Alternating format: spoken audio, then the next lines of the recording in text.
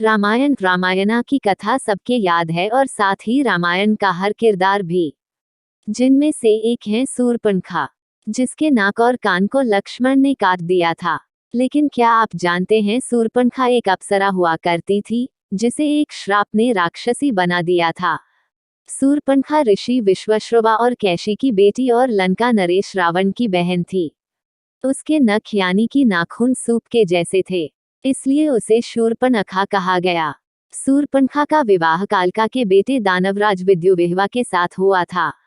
पूरी दुनिया को जीतने निकले रावण ने युद्ध में दानवराज विद्युविह्वा को भी मार डाला था, जिससे शूर्पणखा ने रावण को श्राप दिया था कि मेरे के कारण तेरा सर्वनाश हो जाएगा।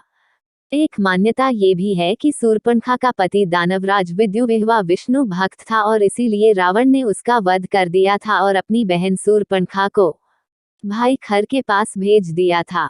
खर दंडकारण्य में रहता था। इसी दंडकारण्य में श्रीराम वनवास के समय रह रहे थे।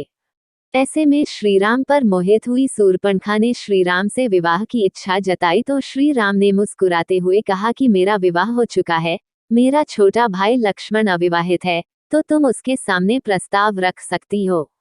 श्रीराम की बात मानकर शूर्पणखा ने लक्ष्मण से विवाह के लिए पूछा तो लक्ष्मण ने मना कर दिया और फिर से श्रीराम के पास जाने को कहा, जिससे गुस्साई शूर्पणखा ने माता सीता को खाने की चेष्टा की और फिर श्रीराम के कहने पर लक्ष्मण ने उसकी नाक और कान काट दिए। कहा जाता है कि शूर्पणखा पिछले जन्म में एक अप्सरा थी जिसका नाम नयनतारा था, जिसे इंद्र ने वज्रा नाम के ऋषि की तपस्या को रोकने के लिए भेजा था। तपस्या भंग होने पर ऋषि ने नयनतारा को राक्षसी होने का श्राप दिया था। लेकिन फिर नयनतारा की क्षमा याचना के बाद ऋषि ने कहा कि तुम्हें प्रभु दर्शन देकर श्राप से मुक्त करेंगे। जब शूर्पणखा के नाक और कान काटे गए तो उसको ज्ञान मिला और उसे पूर्वजन्म याद आ गया। फिर शूर्पणखा ने प्रभु श्रीराम की मदद की और प्रभु श्रीराम के हाथों ही खर, दूषण, रावण, कुंभकर्ण, मेघनाद को मरवा दिया। कहा जाता है कि इसके बाद शूर्पणखा पुष्कर में चली गई और जल में खड़ी होकर भगवान शिव का ध्यान करने लगी। ये भी कहा जाता है कि शूर्पणखा ने रावण वध के बाद गुरु शुक्राचार्य के आश्रम में शरण ली थी।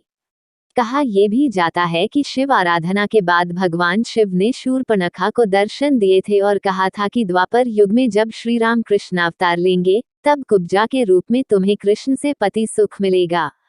तब श्री कृष्ण तुम्हारी कुबड़ ठीक करके अप्सरा का मनमोहक रूप देंगे।